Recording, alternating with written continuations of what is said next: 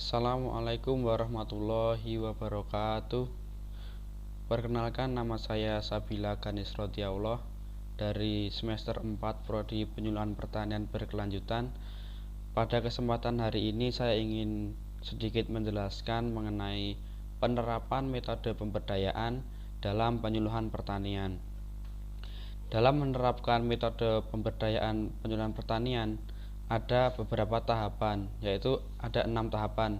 Yang pertama yaitu tahap identifikasi keadaan, masalah, dan potensi. Dalam mengidentifikasi keadaan ini menggunakan alat yang bernama PRA. Jadi alat PRA ini digunakan untuk mengidentifikasi keadaan suatu wilayah yang di dalamnya berisi tentang masalah, potensi, maupun keadaan wilayah secara umumnya. Kemudian yang kedua, penyusunan strategi. Dalam penyusunan strategi ini menggunakan analisis SWOT. Jadi analisis SWOT ini merupakan alat yang digunakan untuk menganalisis kekuatan, kemudian peluang, kemudian ancaman, dan kelemahan. Kemudian yang ketiga yaitu penguatan atau pelatihan. Jadi setelah didapatkan strategi, kemudian melaksanakan pelatihan menurut strategi yang didapatkan.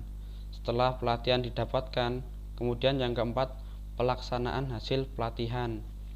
Jadi setelah mendapatkan materi dari pelatihan, kemudian materi tersebut diimplementasikan dalam masyarakat. Yang kelima ada pendampingan dan pemandirian. Kemudian yang keenam ada evaluasi pemberdayaan. Kemudian pemberdayaan masyarakat tani Desa Ngerangan. Desa Ngerangan adalah desa yang memiliki luas wilayah 294,75 hektar. Sebagian besar lahan di Desa Ngerangan merupakan lahan pertanian dengan jenis tanah lempung atau gurumusol. Kemudian tanaman komoditas di Desa Ngerangan yaitu ada komoditas tanaman pangan dan palawija. Mayoritas warga di Desa Ngerangan bekerja sebagai petani dan buruh. Kemudian apa saja potensi yang ada di Desa Ngerangan, yaitu yang pertama, memiliki lahan pertanian yang luas. Kemudian memiliki komoditas unggulan yaitu berupa padi dan ketela. Yang ketiga, merupakan desa cikal bakal angkringan. Yang keempat, solidaritas dan kekompakan masyarakat baik. Kemudian yang kelima, terdapat lahan terbuka hijau yang luas. Kemudian permasalahan yang ada di Desa Ngerangan, yaitu yang pertama, tingkat pendidikan warga mayoritas SMP ke bawah. Jadi tingkat pendidikan masyarakat di Desa Ngerangan ini tergolong menengah ke bawah. Kemudian sumber daya air kurang. Jadi apabila memasuki pada saat musim kemarau, di Desa Ngerangan dalam sektor pertanian mengalami kesulitan dalam mendapatkan air karena Desa Ngerangan terletak dekat dengan daerah pegunungan. Kemudian yang ketiga, lahan pertanian belum semua dimanfaatkan. Jadi ada lahan pertanian yang luas yang dimiliki oleh Desa Ngerangan, namun semuanya itu belum dimanfaatkan dengan baik. Kemudian yang selanjutnya, permasalahan penanganan pasca panen belum berorientasi pada pasar. Jadi kebanyakan petani di Desa Ngerangan ini hasil panen yang mereka dapatkan kebanyakan hanya untuk dikonsumsi sendiri, belum memiliki orientasi ke pasar. Jadi setiap hasil produk panen yang mereka dapatkan hanya disimpan kemudian digunakan untuk dirinya sendiri. Yang selanjutnya ada analisis SWOT. Pada analisis SWOT ini dilakukan analisis yaitu mengenai faktor internal dan eksternal. Pada faktor internal yaitu terdiri dari kelemahan dan kekuatan. Kemudian pada faktor eksternal ada peluang dan ancaman. Dari hasil analisis SWOT ini didapatkan bahwa Desa Ngerangan berada pada kuadran 2. Artinya Desa Ngerangan memiliki kekuatan yang baik dari segi internal. Untuk itu, strategi yang tepat untuk pemberdayaan Desa Ngerangan adalah menggunakan strategi diversifikasi, yang artinya menggunakan potensi lokal yang dimiliki untuk memanfaatkan kesempatan dan peluang yang ada. Setelah didapatkan strategi yaitu memanfaatkan potensi lokal, kemudian yang selanjutnya adalah tahapan penguatan atau pelatihan.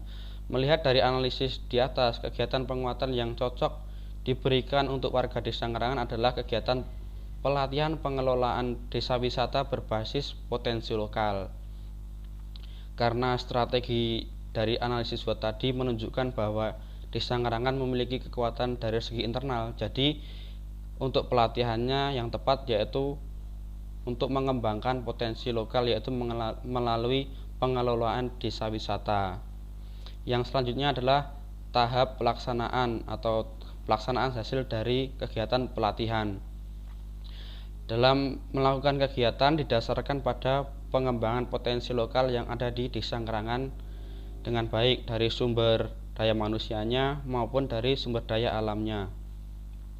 Jadi potensi lokal yang ada di Desa Ngerangan ini bisa dikembangkan, karena pada saat ini di Desa Ngerangan di setiap RW memiliki keunikan masing-masing, yaitu mereka memiliki industri rumah tangga. Jadi potensi-potensi dari setiap dukuh mereka kembangkan, jadi setiap warganya sangat produktif. Kemudian ada tahap pendampingan.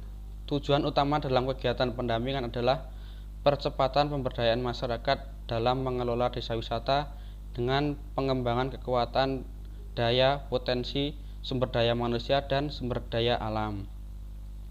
Di Desa Ngerangan pada saat ini setiap RW sudah memiliki produk unggulan masing-masing. Produk tersebut berupa produk makanan dan kerajinan. Salah satunya adalah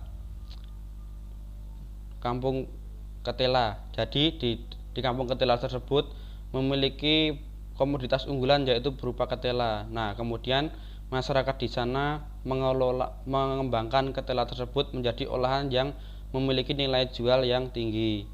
Yang selanjutnya adalah evaluasi.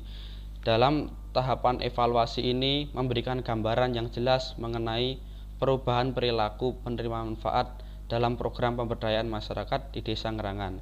Diharapkan akan terjadinya perubahan perilaku pada setiap masyarakatnya. Jadi di evaluasi ini diharapkan seluruh masyarakat Desa Ngerangan ini bisa memiliki perubahan perilaku pada kegiatan-kegiatan yang dilakukannya. Seperti contohnya, yang sebelumnya tidak kompak menjadi lebih kompak, yang sebelumnya dalam kegiatan masih bergantung pada pemerintah bisa menjadi mandiri. Kemudian untuk rekomendasinya, diharapkan kedepannya ada lebih banyak program-program pemberdayaan masyarakat di Desa Ngerangan. Rekomendasi program yaitu program yang lebih mengutamakan kemandirian masyarakat sehingga masyarakat tidak bergantung bantuan dari pemerintah. Program pemberdayaan yang lebih mencakup segala hal, tidak hanya pengembangan produk, namun juga pengembangan sumber daya manusia agar kecerdasan masyarakat terasah dalam pengetahuan maupun pemanfaatan teknologi. Mungkin cukup sekian yang dapat saya sampaikan. Ada kurang dan lebihnya saya mohon maaf. Wabillahi taufik wal hidayah. Wassalamualaikum warahmatullahi wabarakatuh.